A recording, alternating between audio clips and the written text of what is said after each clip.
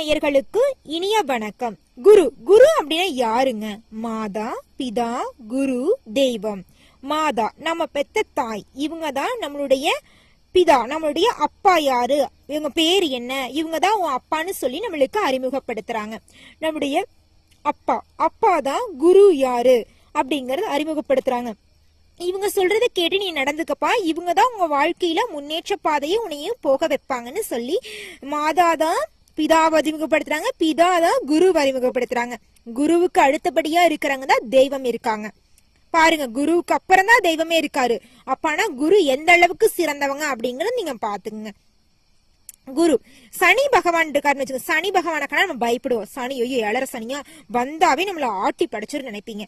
அந்த மாதிரி நம்ம உங்களுக்கு குரு குரு வந்தான்னு வச்சுக்கோங்க, அள்ளி கொடுப்பாரு. உங்க வாழ்க்கையில நன்மைகள், பல நன்மைகளை அள்ளி கொடுப்பாரு. நடக்கூடிய நன்மைகளை உங்களால தடுக்கவே முடியாது, அந்த அளவுக்கு நன்மைகளை அள்ளி அள்ளி கொடுப்பாரு.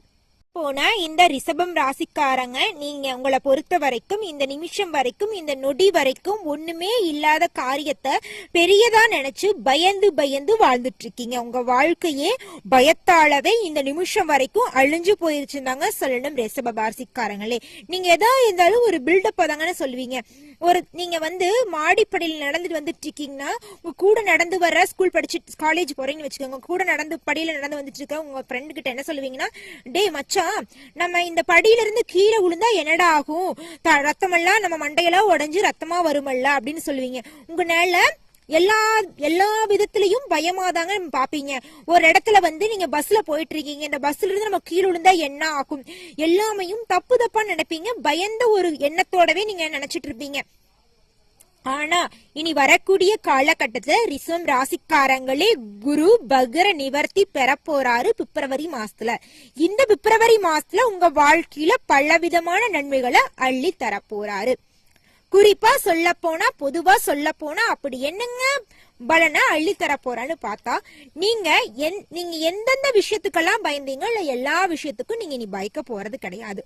தைரியத்தோடையும் எல்லா விஷயத்தையும் ஒரு நல்ல எண்ணத்தோடையும் நல்ல வழியிலையும் நல்ல பார்வையிலையும் நீங்க பார்க்க போறீங்க.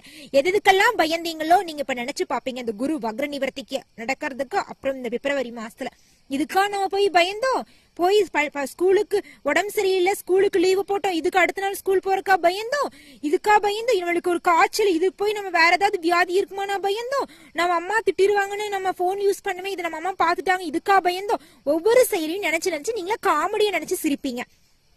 அந்த அளவுக்கு குரு பகவான் வக்ர நிவர்த்தி உங்க வாழ்க்கையில மிகப்பெரிய மாற்றத்தையும் அற்புதத்தையும் நிகழ்ச்சிருச்சுங்க ரிஷபம் ராசிக்காரங்களே. நீங்க இது இனி வரக்கூடிய இந்த பிப்ரவரி மாதம் இந்த குரு வக்ர நிவர்த்திக்கு அப்புறம் உங்க வாழ்க்கையில மிகப்பெரிய மாற்றம் வரப்போகுது. அப்படி என்னங்க வக்ர நிவர்த்தி நம்ம வாழ்க்கையை மாற்றிட போகுதுன்னு பாத்தீங்கன்னா, உங்க கையில பணப்புழக்கம் அதிக அளவில் இருக்க போகுது. இதுவரைக்கும் 4 பேர்த்துட்டு கடன் வாங்கிட்டு இருந்த நீங்க இனி 4 பேர்த்துக்கு கடன் கொடுக்கற மாதிரி வாழ்க்கையில முன்னேற்றமான பாதையை அடைய போறீங்க. அது மட்டும் இல்ல, உங்க கையில ஆட்டோமேட்டிக்காவே பணப்புழக்கம் அதிகமா இருக்கும். உங்க பேரும் புகழும் அதிக அளவில் உயர்ந்துரும். உங்க வாழ்க்கையில முன்னேற விடாம பண்ணுனதே என்ன தெரியுமா? உங்க பயமும் உங்களுடைய நெகட்டிவ் எண்ணம் தான்.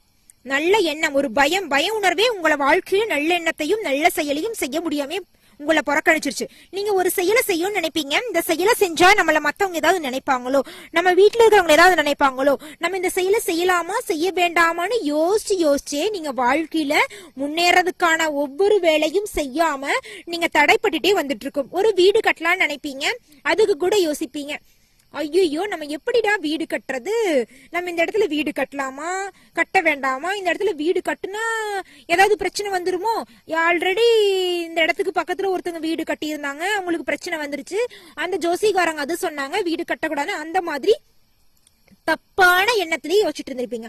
ஆனா குரு பகவான் வக்ர நிவர்த்தி அடைந்த பிறகு இந்த பிப்ரவரி மாதத்தில் நீங்கள் வாழ்க்கையில் தடைபட்ட அனைத்து காரியங்களும் தங்கு தடையின்றி முன்னேற்றமாக நிறைவேறும்.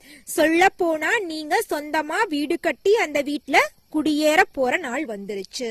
இதை தடுக்கிறதுக்கு யாருக்கும் உரிமை இல்ல. நல்லதே நடக்கும், நல்லது மட்டும்தான் நடக்கும்.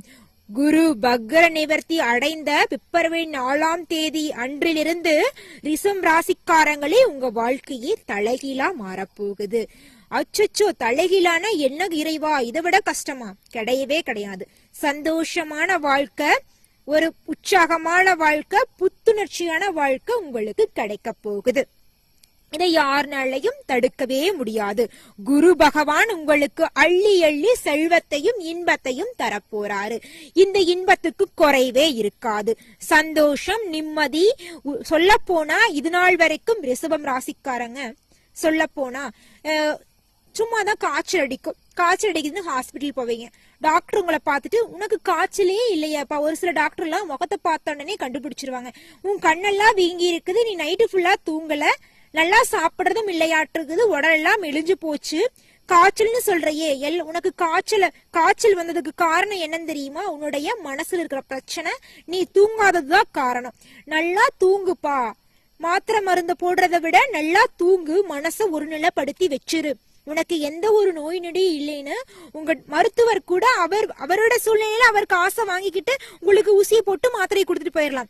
இருந்தாலும் அவர் உங்களுக்கு நல்லதான் நினைக்கிறார். நீங்க உங்க மனச மாத்திக்குங்க, நல்ல மனச மாத்திக்குங்க. நீங்க நல்லா தூங்குனீங்கன்னா உங்க வாழ்க்கையில பிரச்சனையே இல்லைன்னு உங்க வாழ்க்கையில இருக்கிற பிரச்சனைய தெளிவா உங்க மருத்துவர் கூட சொல்லுவார். இருந்தாலும் நீங்க அதை புரிஞ்சுக்க மாட்டீங்க. நம்மளுக்கு ஏதோ வியாதி இருக்கு, அதனாலதான் டாக்டர் நம்மளுக்கு தூக்க வரல அப்படிங்கறது இப்படி எல்லாம் சொல்றாரு. ஒருவேளை நம்மளுக்கு மனநோய் இருக்குமா, ஒருவேளை நம்மளுக்கு காய்ச்சல் தீவிரமா இருக்குமா, இவங்க இந்த ஹாஸ்பிட்டல பார்க்க முடியல, அந்த காரணத்துக்காக தான் நம்ம கிட்ட இப்படி ஒரு காரணத்தை சொல்றாளான்னு கற்பனை மேல கற்பனை பண்ணுவீங்க, கோட்டை கற்பனை பண்ணுவீங்க. உங்களை மாதிரி கற்பனை பண்றதுக்கு அடிச்சுக்கிறதுக்கு ஆளே இல்ல. ரிஷபம் ராசிக்காரங்க கவிதை எழுதுறது சிறந்தவங்கன்னு சொல்லலாம், ஆனா கற்பனையில சிறந்தவங்க அப்படிங்கறத இந்த காலகட்டத்துல தாங்க நல்லா உணர்த்திட்டீங்க. ஆனா இந்த கற்பனை எல்லாம் நல்ல விஷயமா இருந்தா பரவாயில்ல, தப்பான பய விஷயத்துக்கெல்லாம் எதுக்குங்க கற்பனை படுத்துறீங்க? கற்பனை எதுக்கு பண்றீங்க? இந்த கற்பனை எல்லாம் இனி வரக்கூடிய காலத்துல வராது. குரு வக்ர நிவர்த்திக்கு பிறகு உங்கள் உடலிலும் மனதிலும் எந்த பிரச்சனையும் இருக்காது.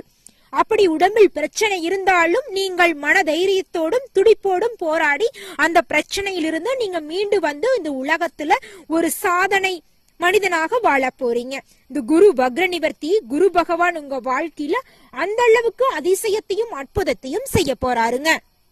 25ல ஏற்படக்கூடிய குருவோட வக்ர நிவர்த்தியால ரிஷபம் ராசிக்காரங்களே உங்களுக்கு மிகப்பெரிய ஜாக்பாட் அடைய போறீங்க. குரு வக்ர நிவர்த்தி 2025ஆம் ஆண்டில் சனி, குரு, ராகு, கேது, சுக்கிரன், செவ்வாய், புதன் உள்ளிட்ட முக்கிய கிரகங்களின் பெயர்ச்சிகள் இருக்குது. அந்த வகையில பிப்ரவரி 4ஆம் தேதி குரு வக்ர நிவர்த்தி நிகழப்போகுது. இந்த ரிஷபம் ராசியில ஏற்படக்கூடிய மாற்றங்களை குரு வக்ர நிவர்த்தியால எப்படி ஏற்படுதுங்கிறத நம்ம இப்ப சொல்றங்க.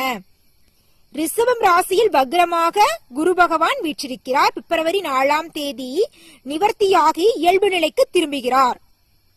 பிப்ரவரி 4 அன்னைக்கு குரு வக்ர நிலையிலிருந்து நிவர்த்தி ஆகிறாருங்க. குரு தனம், குடும்பத்திற்கு காரகனாக இருக்கிறார். நம் அன்றாட வாழ்க்கையில் ஒரு பயணித்தால் அவரது வக்ர நிவர்த்தி முக்கியத்துவம் வாய்ந்ததுங்க. எந்த ஒரு செயலை செஞ்சாலும் குருவோட வக்ர நிவர்த்தி மிகப்பெரிய முக்கியத்துவம் வகிக்குதுங்க.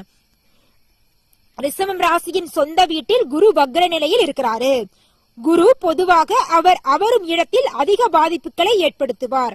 இதை கால புருஷ தத்துவம் என்று சொல்லுவாங்க. தனகாரகனாக அவர் தனவரவை கொடுத்திருப்பார். குடும்பம், பணம் எல்லாவற்றை பற்றியும் எண்ணம் அதிகம் இருந்திருக்கும். ஆனால் அதை எப்படி செயல்படுத்த போகிறோம் என்ற தெளிவு கிடைக்காமல் குழப்பத்திலையும் கவலையிலையுமே ஒரு நாள் கூட நிம்மதியாக உறக்கமில்லாமல் கஷ்டப்பட்டுட்டு வந்திருப்பீங்க. அதனால் குரு வக்ரநிலை வாழ்க்கை அதல பாலத்துக்கு சென்றது போன்ற பாதிப்பு ஏற்பட்டிருக்கும். இந்த கடந்த காலத்துல நீங்கள் சந்திக்காத பிரச்சனையே இருக்காது. இனி உங்கள் வாழ்க்கையில் வெளிச்சம் வரப்போகிறது. நீங்கள் தள்ளப்பட்டதாக நினைத்த பாலத்திலிருந்து மீண்டும் நம்பிக்கை விதைகளை நீங்கள் நடப்போறீங்க. கடந்த காலத்தில் சந்தித்த பிரச்சனைகள் எல்லாம் முற்றிலும் படிப்படியாக நீங்க போகிறது. குடும்பத்தில், பணம் ஆகிய 2 விஷயங்களில் தெளிவான சிந்தனையால் லாபம் பெற போறீங்க. குடும்பத்தில் நிம்மதி இருக்க போகுது, உங்க கையில பணப்பழக்கம் இருக்க போகுது, நிம்மதியா தூங்க போறீங்க, நிம்மதியான வாழ்க்கையை வாழ போறீங்க. நல்லதே நடக்கும், நல்லது மட்டும்தாங்க நடக்கும். குரு பகவானோட உங்க வாழ்க்கையில மிகப்பெரிய மாற்றங்களும் நன்மைகளும் நடக்க போகுது. இதை தடுக்கிறதுக்கு யாருனாலையும் முடியாதுங்க. உங்க வாழ்க்கையில அற்புதங்களும் அதிசயங்களும் தொடர்ச்சியாக நடக்குங்க. நன்றி, வணக்கம்.